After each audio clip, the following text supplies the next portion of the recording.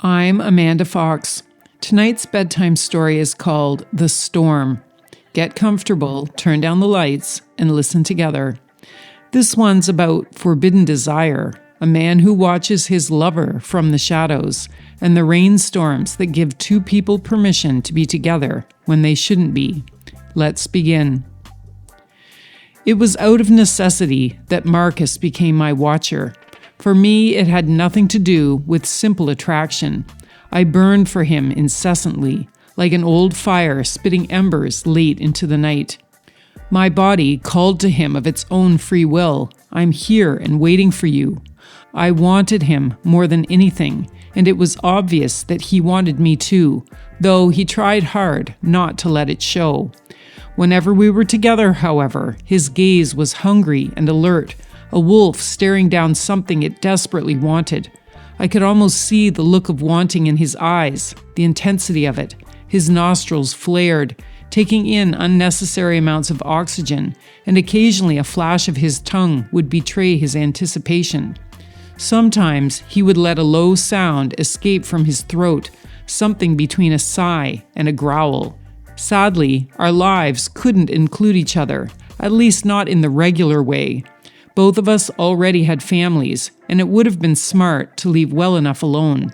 My heart, however, was a fool, a grinning clown that could only see what she wanted. I had no fear, no rationality when it came to needing this man. I wasn't strong enough to let him go. So I created space for him in my imagination. He was always there in some alternate reality, loving me. Marcus, on the other hand, was a man who prided himself on self-control, and I knew it was torture for him to want me. It was wearing him down, and he partially blamed me for his falling.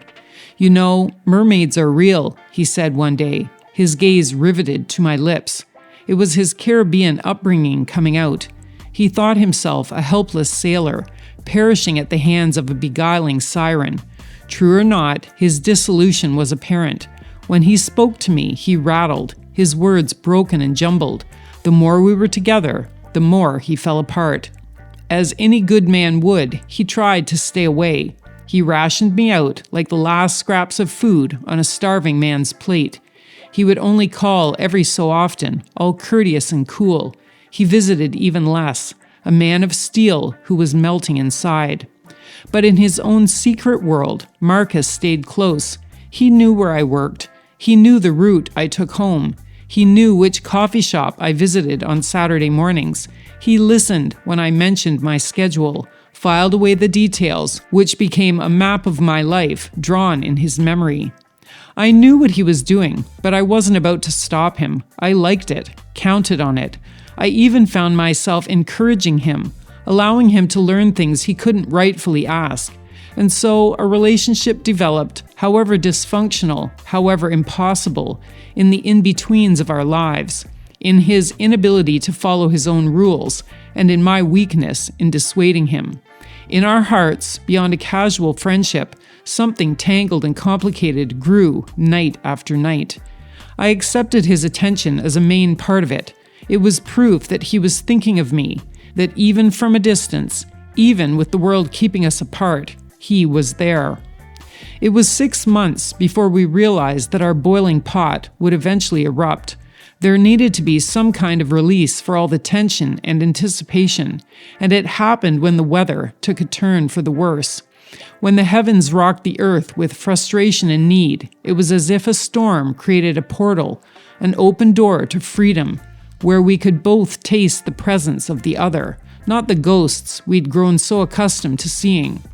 After our first encounter, when I knew what was coming on those days of heavy rain, I prayed I wasn't about to be struck by lightning for my choices. At the same time, I thanked something greater for the storms that brought him to me. That morning, when I looked out, I focused on only one thing: the sky. It hung in the distance, a heavy blanket of what seemed like smoke, waiting to settle down and smother the city. "When it rains, people get tired," Marcus would always say. I was never quite sure what he meant by this. Did he mean that on those days he was tired of pretending not to want me, or was he just tired of watching from a distance? Either way, I knew he would come. He always did.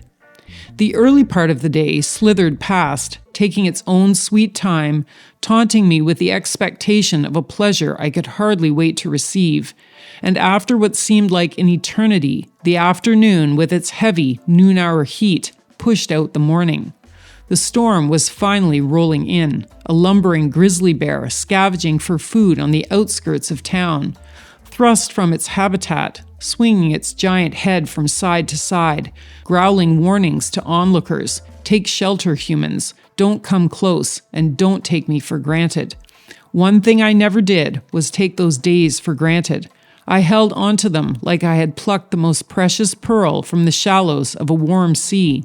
Those were the days I lived for and tried to bank to memory, even the parts before we were actually together. I savored the anticipation as it drove me insane. After laboring through a morning of work, I headed out onto the street and noticed that moisture had swathed the necks of the people milling around me, their opened collars dark with sweat. It was a day when it seemed like the population of a town tripled, the closeness of the air piling bodies on top of one another.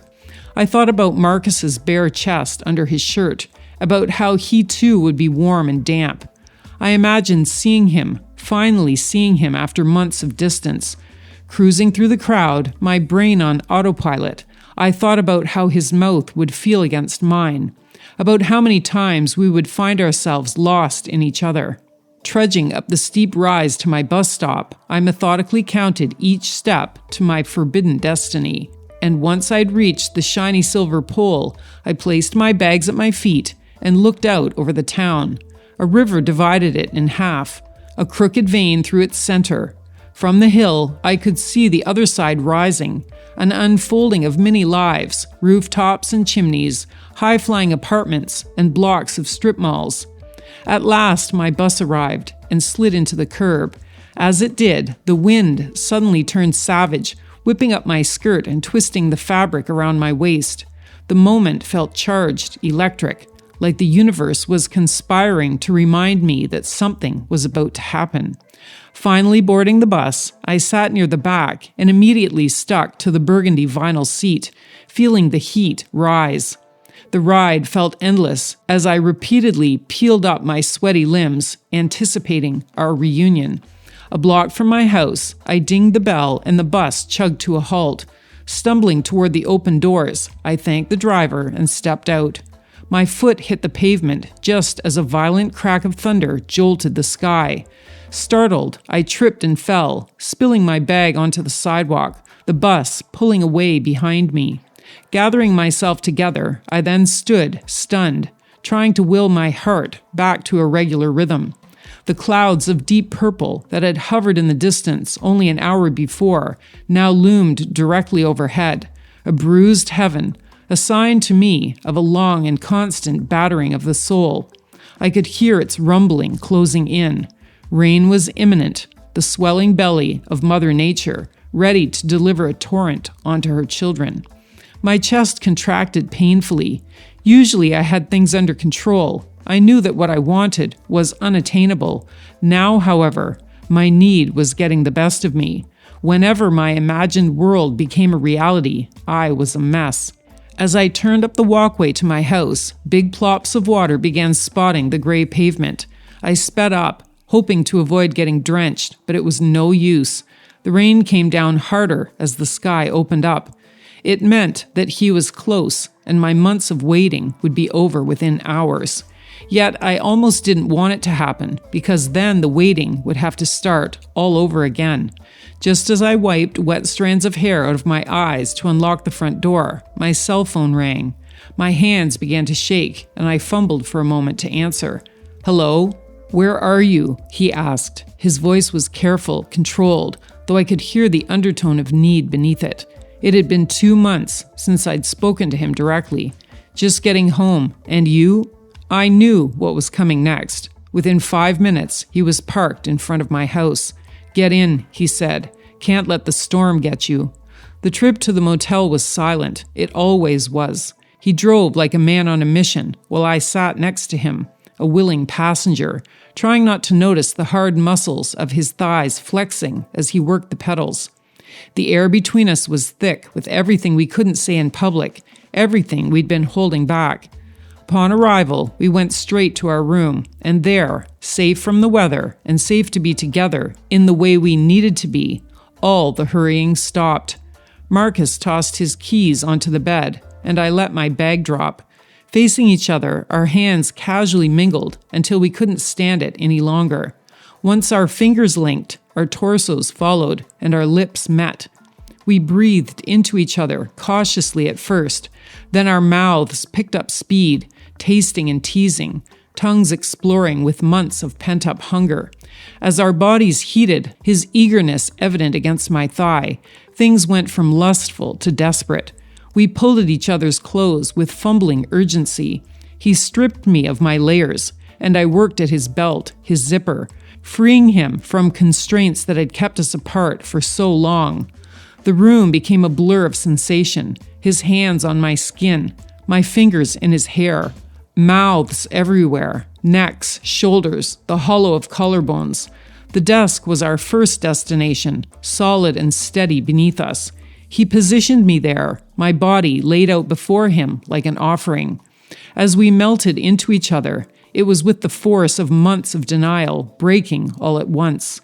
"Tell me you want this." His voice was rough, almost unrecognizable, and I wondered if this was what desperation sounded like, given form.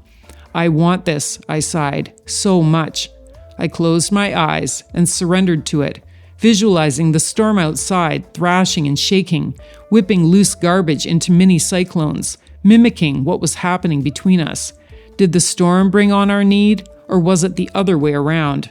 When the desk proved too precarious, Marcus lifted me and transferred us to the bed, where we could be closer, where he could hold me more completely. There he worked a kind of magic, his body moving against mine with a rhythm that felt both punishing and perfect. My head banged against the bed frame, and I needed to ground myself somehow. I needed to focus, or I might lose myself entirely. "Marcus, I can't." I was trying to slow the momentum, the intensity between us building to an impossible peak.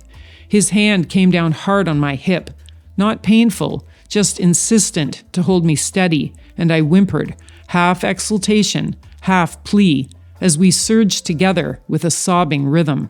"I need you," he groaned, his body a force of nature, my own rising to meet his with equal vehemence. In the end, I was amazed, as always, that he maintained such control even as he came undone. Perhaps I was lost in my own bliss, but he seemed so quiet, his sounds of pleasure so restrained that I barely heard him. Finally, everything settled, and he held me with a shuddering tenderness, his breath coming in waves against my ear.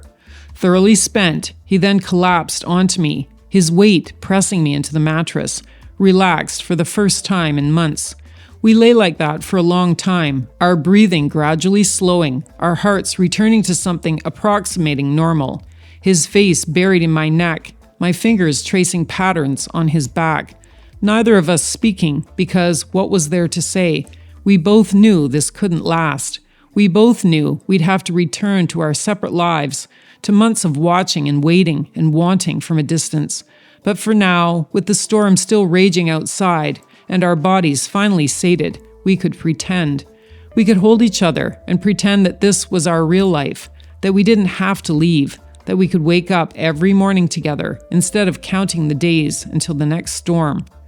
Later that night, as I stood in my kitchen doing dishes and watching the leftover rain drizzle down the window pane, I saw a car parked diagonally across the street. It idled for what must have been 20 minutes, never picking anyone up or dropping anyone off.